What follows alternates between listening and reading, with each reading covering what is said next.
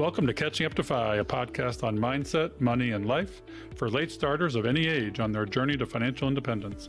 I'm Bill, and I'm a late starter. I'm Jackie, and I'm also a late starter, and we're your host. We're here to help you on your journey to financial independence, no matter where you're starting. We're going to talk to experts, other late starters, and explore topics related to our mission. Join us as we catch up to Fi together.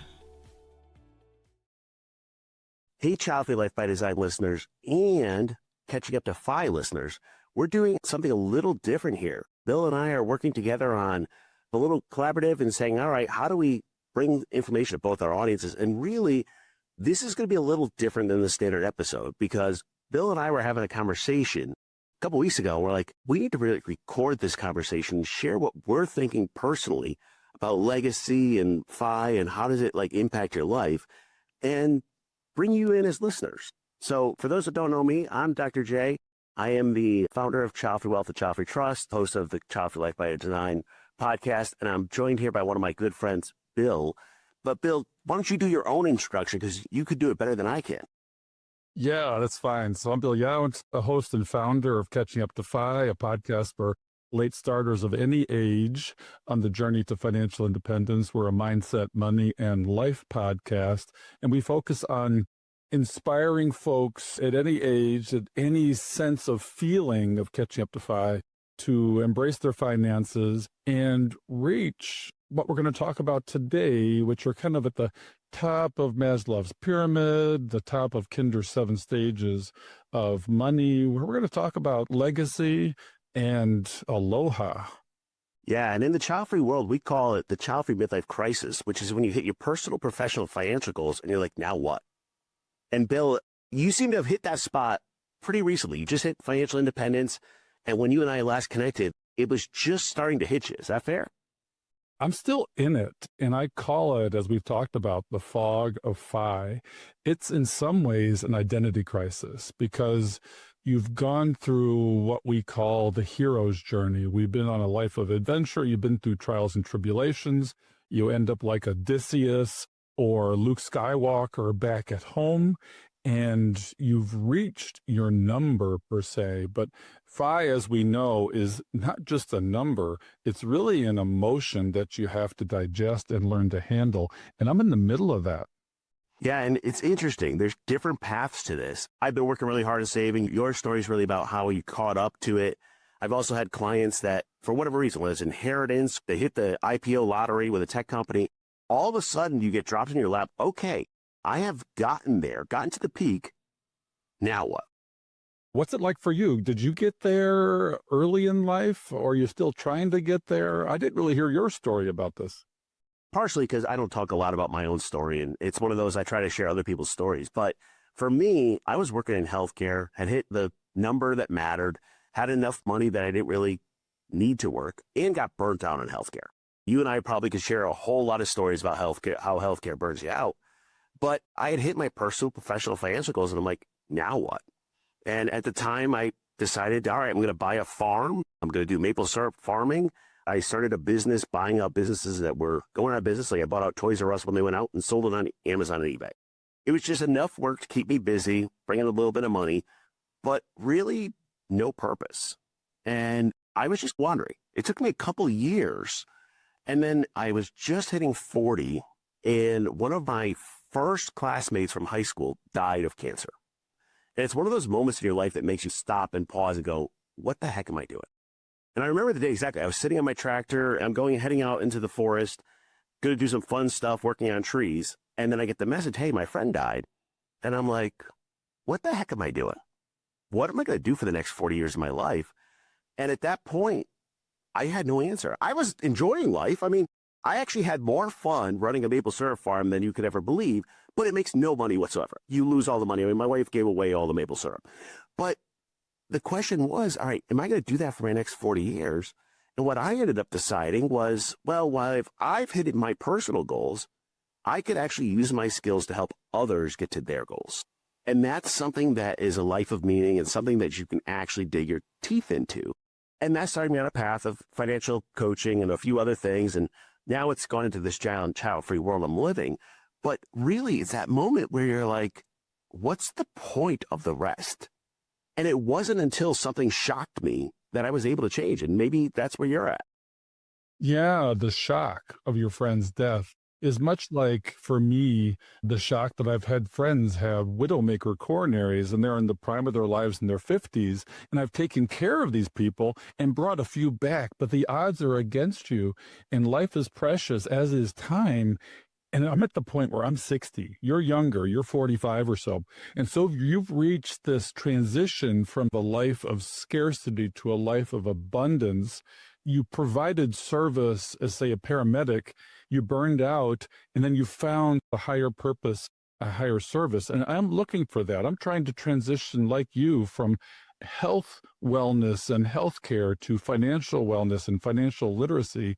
I'm excited about it because it's a creative journey. I'm able now to use or look forward to using the right side of my brain as opposed to living in the left side of my brain where logic and transaction and math live. And in starting the podcast 3 years ago, this is really helping me with that transition because I'm having conversations with people like you about these topics and being vulnerable. It's both cathartic and healing. And I'm looking for advice as to how to navigate this because this part takes a while. I'm in the one more year syndrome, and that's both good and bad. It's not all bad. It gets a bad rap, but it's not all bad because it does take time to make this transition, as it did for you. Yeah. And just for context, so Bill and I come to healthcare at a little different path. Bill's an ER doc. I came out as a paramedic, then I was a healthcare administrator. And when you're in healthcare, you're spending a lot of time hopefully helping people, but that hopefully is a big part.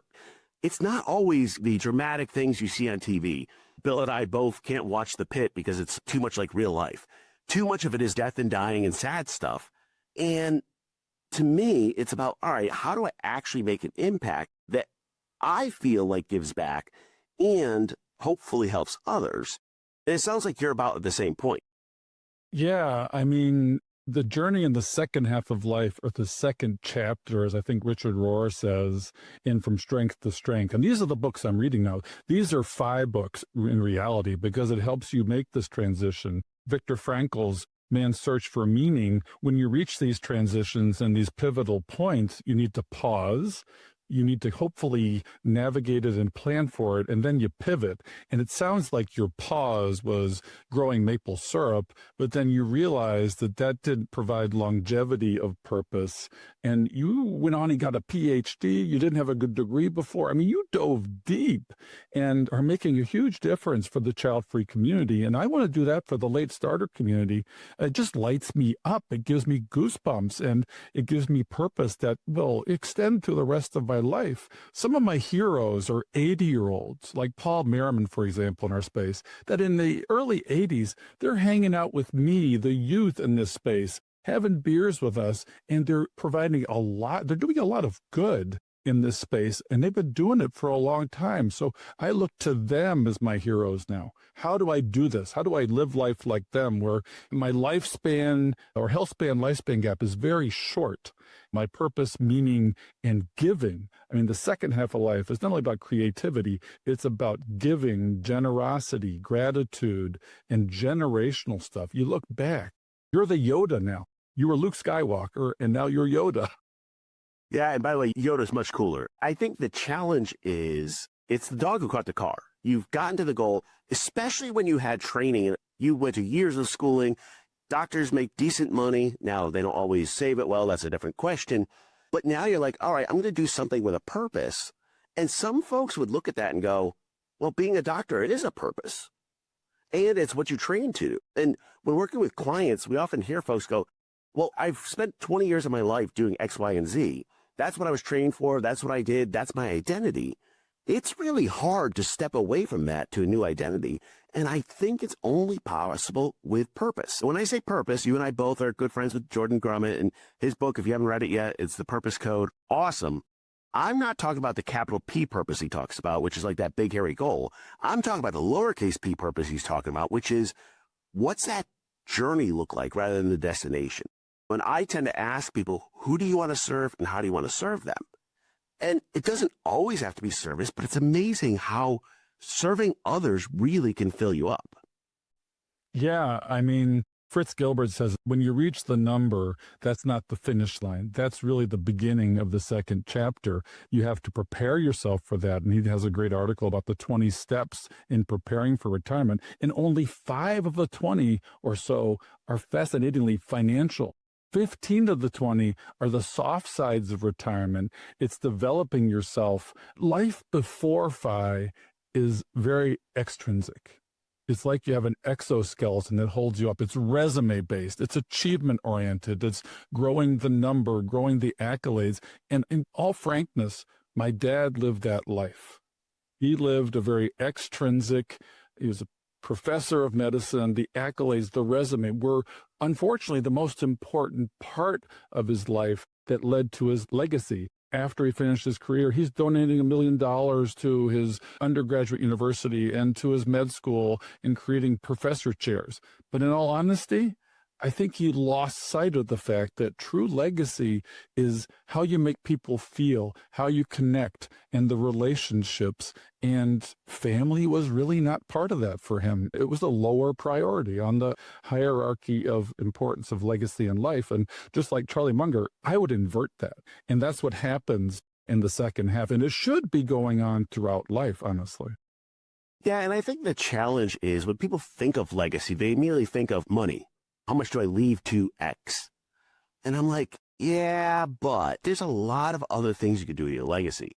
So as a child-free person, what we often ask folks is, what's the second line of your obituary? So the first line is Jay died at this age in this location. The second line is usually like father of 3 leaves behind Jack, Joe, and John. That's not it for us. So my question becomes, what is legacy beyond lineage? I've been playing with my second line. It's something like loving husband, world traveler, innovator, and author, or something like that. And it keeps working around and it keeps changing. And every time I say that, I know I'm not living some of that parts now. I'm not traveling much right now. I'm way too deep in my business. But I have a plan for how do I do that in the future. I think some of the innovation, the authorship stuff that I'm doing is going to have an impact on the community. But none of that is about how do I leave more money to charity, to people, to family, to whatever else. It's about making sure the things matter to me. So, Bill, how would you look at that second line of your obituary? Well, interesting. I'm not going to have a gravestone. My epitaph will be in the ether, in the wind. It will live on in the people that I leave it with and how they feel about, because what you're talking about on your epitaph is feelings, not necessarily accomplishments per se. And I want to be cremated. I want to be thrown to the wind and mixed with my wife's ashes and put where we got married, because that was a significant milestone in my life that gave me joy. It is good for people to have a pilgrimage site. Traditionally, it's been the cemetery, the graveyard, and it gives people solace. So I'm not arguing against that. But in ashes to ashes, it's more important to me where my ashes go, because the pilgrimage where I want to be laid to rest, not only is it where we got married, but it's where a lodge is, where you can eat, have a meal, enjoy the view. It's nature as my tombstone. And people won't remember me 2 generations from now. My great-great-grandfather, I don't know his name. So not only do we die physically, and people use the great beyond in heaven to give them solace at the time of death, which is great. I don't argue against that at all. But not only will you pass, we don't want to be forgotten. But the thing I want to know on my deathbed, which we both see a lot in our careers, is have I succumbed to any of the regrets of the dying? Life is actually an open book test. What is the meaning of life? Well, Bronnie Ware got it right. What were the things that the people on their deathbed were dying said to her? And one of them was, I worked too much.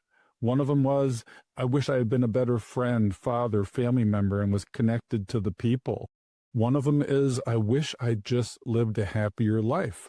One of them is, I wish I hadn't lived life according to the interests and wishes of others, but on my own terms. And I forget the 5th one. But that's 4 of them.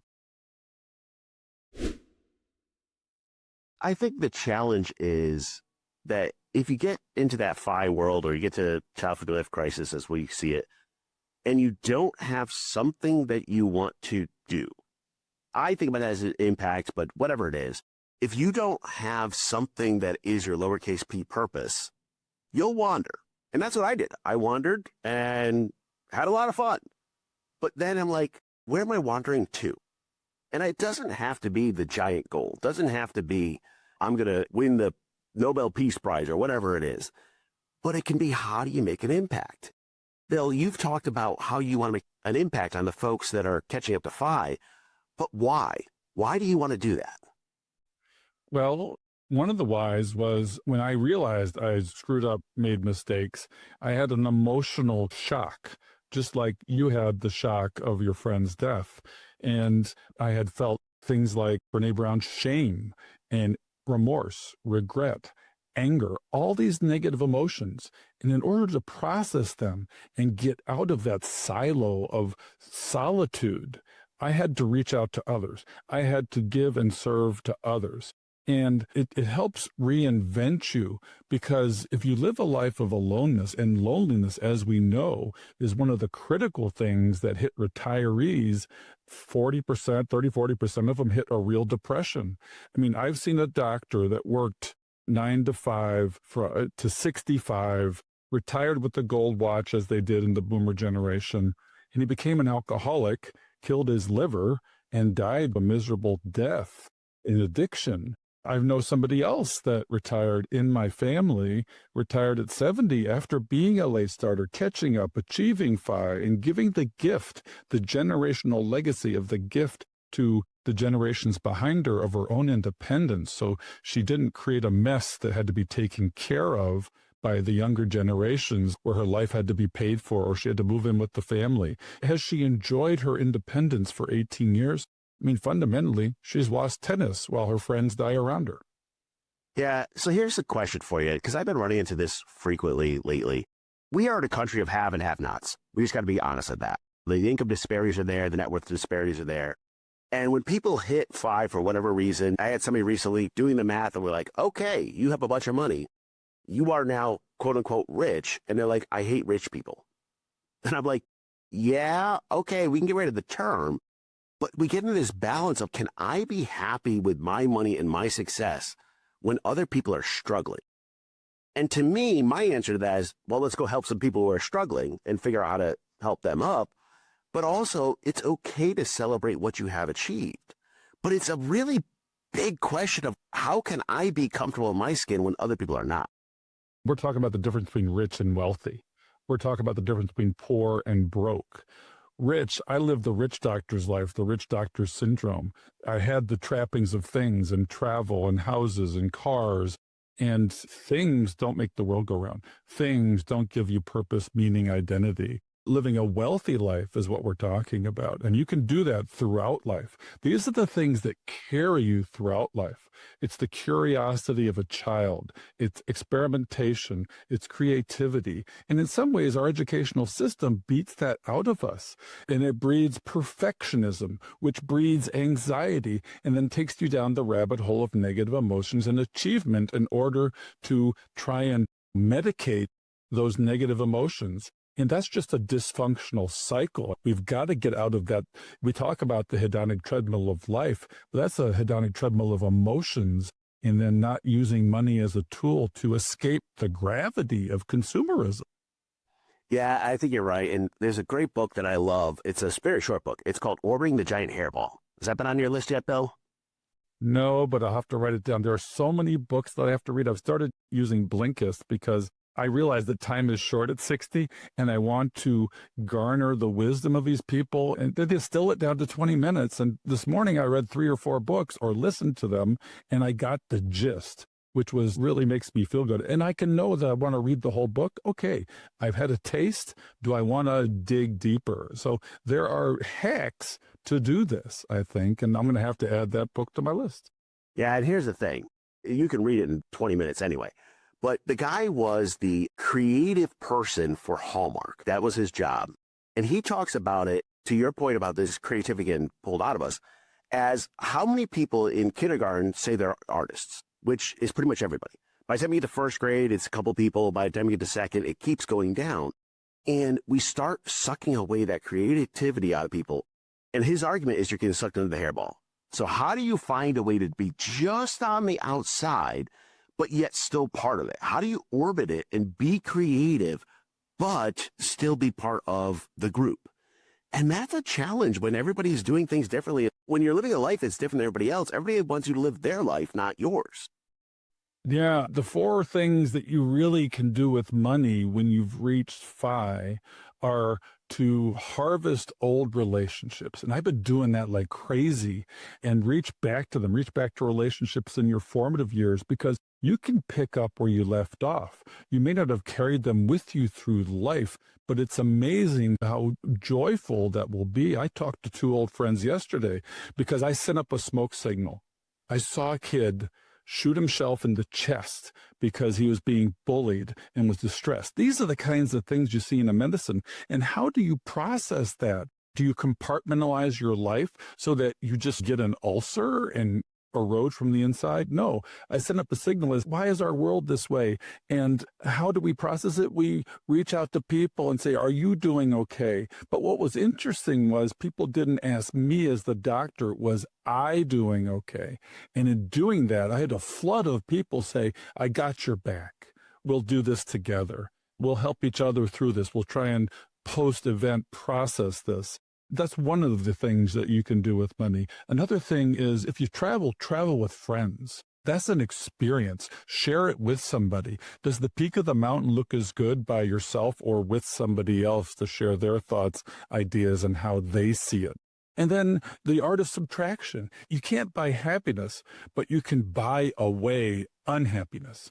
You can get somebody to mow the lawn, all the things that you don't want to do, so you can focus your time on the things that matter, because it's finite. There's only 24 hours a day. And there's that pivotal diagram where there's a bunch of dots that counts up the weeks of your year. And when you look at the number of dots get taken up by sleeping, by working, and how much free, focused living time you have, it's really intimidating because it's not as much as you think.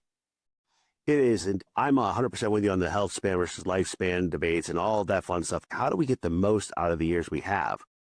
And it's interesting because somebody listening to this might think that you and I are spending too much time fighting for our cause. And let me explain it this way. So I was at a retreat recently with Carl Richards, who was on the podcast earlier. It was a group of people getting together, talking about our business, our life, different things.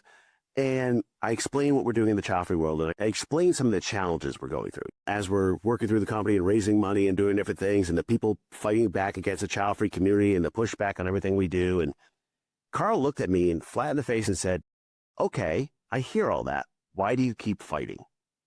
And it's a really good question. Why do you keep fighting? Because you know what? There's actually easier ways to make money. There's easier ways to even make a difference in some cases. And it was a 3-day retreat. By the end of it, it came back to the question, all right, why do you keep fighting?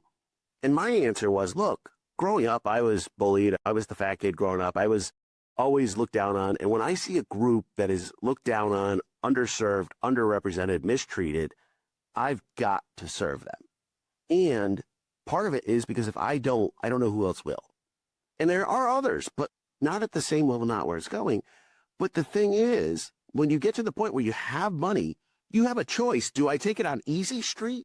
Do I sit on the beaches, hang out with my friends, go do all the trips? Or do I fight for a cause? Which one do you think you're going to do, Bill? Both, because I think rest, sleep, pausing, help you recover from the traumas you lived in life. So that's where that honeymoon phase comes in. That's what you did with maple syrup. You needed to recover, but we are driven to work. But how fun is it when work is optional? We are going to hopefully work throughout life for a cause. Life is not a hedonic endeavor. It's not a dopamine hit that is just to pleasure yourself. If you worship the four idols of what is it, money, fame, power, and there's another one I can't remember, you're probably not living your best life. And the problem I have now is we see people worship money to exit something because work is toxic. And they get to this cliff of retirement unprepared and they get lost. Then maybe they'll never find themselves and not get through that second phase of retirement that Fritz Gilbert talks about, and into the third and the fourth phase, which you got to very early in life. It's taken me to age 60 to do so. I fought hard for this. I had to fight late for it. But boy, am I glad I'm there. The problem now is, and I called it the fog of Phi, and that's the fear of getting out. It's the fear of letting go. It's trusting that the parachute of your money is going to help you glide back down to the surface of Earth, and you'll have a safe landing at the end, which may correspond to death. But enjoy the ride, enjoy the view, share it with others, and help others. If you don't have money to give, as you said, you can give of your time in service of others. We can talk about donor-advised funds and the democratization of those. Everybody has access to that. And if you have extra money, even the ones with not much feel driven to give, because that's a way of bringing yourself joy. And that's one of the other 4 ways that I'd forgotten, to spend your money in retirement. But you can give of your time, and then you have time in abundance after retirement at some level. But focus on the 2, 3, or 4 things that make a difference. I'm going to tell you a little story, a little parable that my friend Frank Vasquez taught me about, and it's really true, and it speaks to little p purpose. People may have heard it before. I talk about it a lot, but I think it's really important because they get overwhelmed with money. It's too late for me, but it's never too late. It's never too late to start, and it's always the right time to start. It's always the right time to catch up to Phi so you can catch up to life. But the story has to do with the starfish thrower. It's really poignant because it speaks to little p purpose. And it's a child that's in the story, and the child's walking down the beach. And there's millions, thousands or millions of starfish on the beach, and they're going to dry up and shrivel up. And he picks up a starfish and throws it back into the ocean. He picks up another starfish and throws it back into the ocean. And an old man comes walking down the beach, and it's very interesting that it's an adult and not another child. He doesn't bend down to help the kid. He doesn't start throwing starfish into the water. He actually confronts the kid and says, "What are you doing?" And the child says, "Well, I'm helping out the starfish." And he says, "It's pointless. You're not going to make a difference." And that's so sad to see an adult try and crush the dreams of a child, the curiosity of a child, and the interest in helping that one person. If you make a difference in one person's life and they tell you when you help them with their money, as they do so commonly for us, they'll say, "You saved my life." And it's in a very different way. It's like the birth of a baby, the opening of a new world where they gain control of not only their money, but their time. And you can save a life in medicine. They don't come back to thank you. They just don't. It's almost expected, and perfection is expected. And we expect it of ourselves as doctors because making mistakes is really not an option, but they happen. It's human. So you realize your humanity. I don't mean to dominate the conversation. Let me turn it back to you. No, you're on the right page. And I think the challenge is you and I are wandering through this stuff right now. We're talking about our own reflections, what we've seen from others. And this conversation was not linear. And it's not linear because the topic itself is not. People think there's an answer. If I read this book, I'm going to find the answer. And I'm like, no. So for my book, The Childfree Guide to Life and Money, the first half's all about trying to figure out what life you want to live. What do you want to be when you grow up? And I start off by saying, I don't have the answer. All I have is a whole bunch of questions. You need to find your answer. And I think that's the challenge, is you can listen to whatever financial podcast you want or read whatever you want. You're not going to find the answer in a book or a podcast. Is that fair? Absolutely. What I found was when I went down the rabbit hole, I became a consumer of knowledge. It led to analysis paralysis. I didn't take action after the first few pieces of information.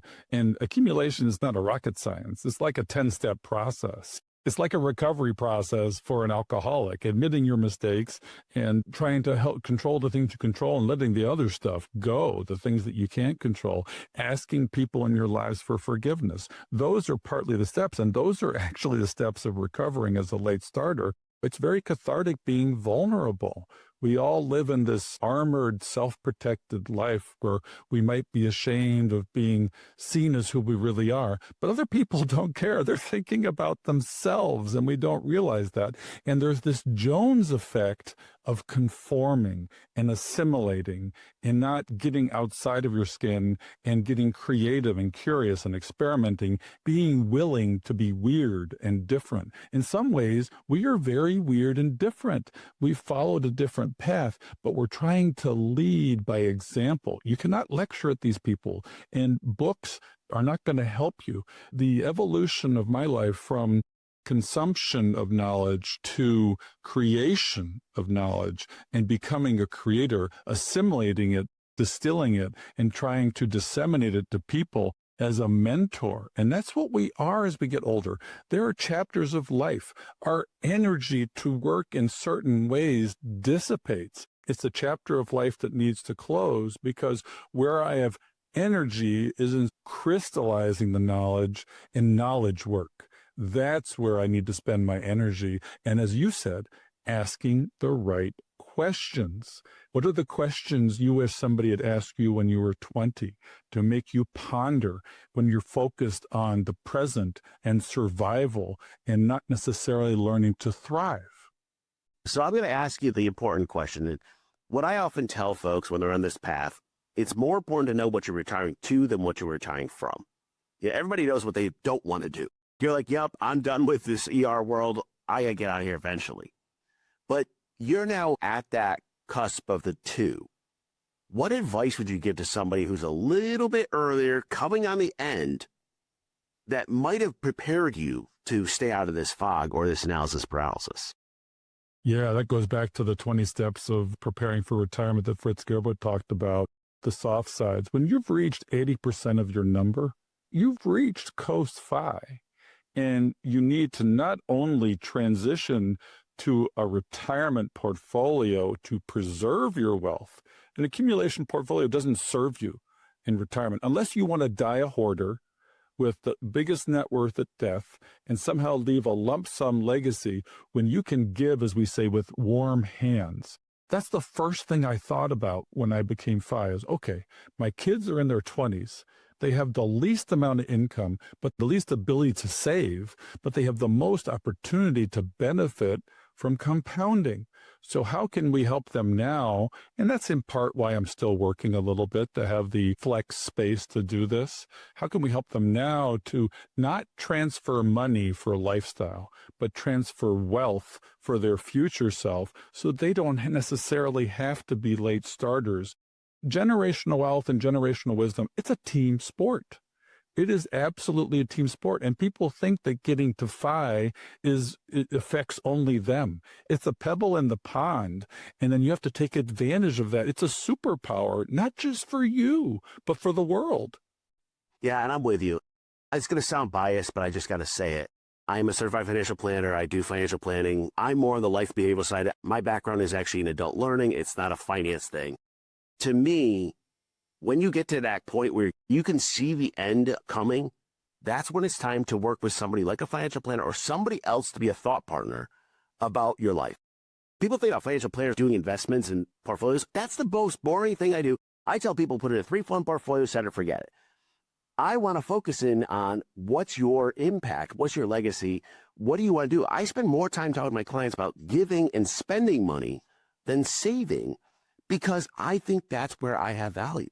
While people think about, oh, my advisor's going to give me a better return or better tax plan or whatever, that's the easy stuff. I can do that in my sleep. That's less than 20% of the time we spend with clients. The 80% is all around life planning and behaviors and mental models. But I know the FI community doesn't love financial planners. Let's just call that out. And that's because they're used to financial planners being, I charge you 1% for my asset management. We charge a flat fee because we don't care about the asset management. If you want to manage your own assets, cool. We want to talk to people about how does your life change and how do we create a structure around it. Now, the hard part for me is when you're out there talking about that, people go, well, you're just trying to sell your services. And I'm like, okay, yes, I do make money there.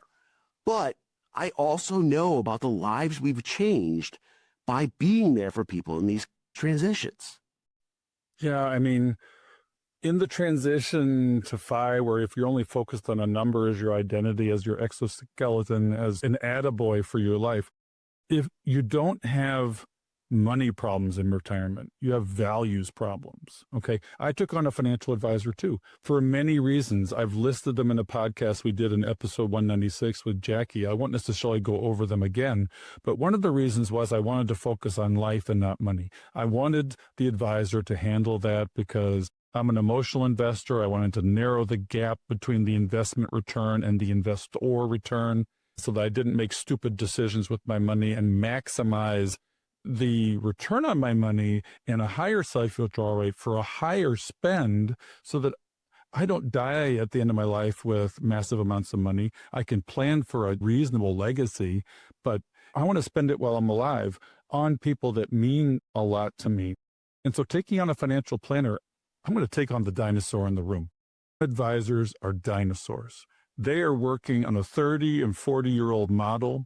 They are generally conflicted because the more money you save and not spend, the more money they earn. And there is a challenge among the good guys in the industry to get their clients to spend more money, but it's a problem they created. In some ways, frugal savers have the most to afford a financial planner. They don't get educated as a money therapist into letting go of that, pulling the ripcord and spending wisely, but lavishly, living their rich lives or a wealthy life. We've talked about those words. So yeah, I took on a flat fee planner, unconflicted, okay? It's important to me that he was 35 so he could grow with me through life and be there for the majority of my retirement. People don't think about that. If you take on a 60-year-old planner, well, guess what? You get their process, not them as a person. And the relationship is important. I am friends with my financial advisor. He has truly my best interests at heart. And that's what they have to do. And they have to be a thought partner. I mean, we can talk about AI being a thought partner, but that is a different story. The warmth of connection. And one of the things that was important to me was I met him in person before I signed on the dotted line. And I took my wife with me, and he drove 2.5 hours to meet us when we were in Chicago. And I got to look him in the eyes and say, are you going to take care of us? What's your story? What's your background? How did you end up being a planner? There are so many nuances to taking on a planner. People think it's a checklist. And if you check off all the boxes, oh, I've done my job. There's life planning and financial planning. We're both fans of George Kinder. He's been on the show. We're both fans of Carl Richards, who is a real thought leader and a real financial planner industry. I look at the dinosaur of the model as the blockbuster in the room. I choose Netflix. Okay, I choose to change. I choose to move forward. I choose to be on the cutting edge of financial planning. And if the AUM model doesn't realize that me, the whale, as they say in the industry, the person with the high net worth, the client that they want, is using AI to find the person he wants in order to find the needle in the haystack that isn't them, they better change. Okay, this is calling them out, and I want them to hear it loud and clear. And I'm with you. So when I started my firm back in 2021, one of the things I was trying to figure out is 95% of child-free people want to die with zero. They don't care how much money passes on the next generation.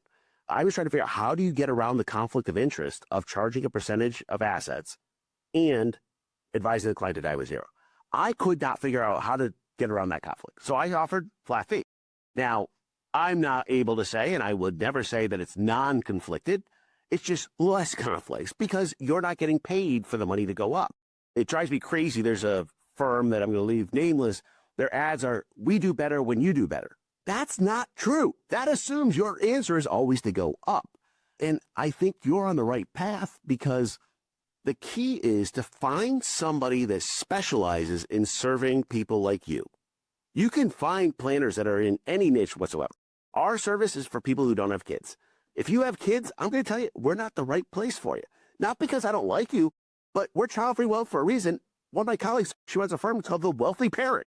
There's people who specialize in serving people like you that can fill that blank. And when it comes to the life and behavioral stuff, that's more important than ever. Because reality check, investment is easy. It's the other stuff that's a challenge. So I'm with you, Bill. I think they're dinosaurs. I actually think in this AI world, they're dead already. They just don't know it. But it's 86% of the financial planning world is percentage-based as their only model. And that's just the numbers. The DIY world is okay. We have to legitimize that. I just get in trouble with it when they're orthodox about it.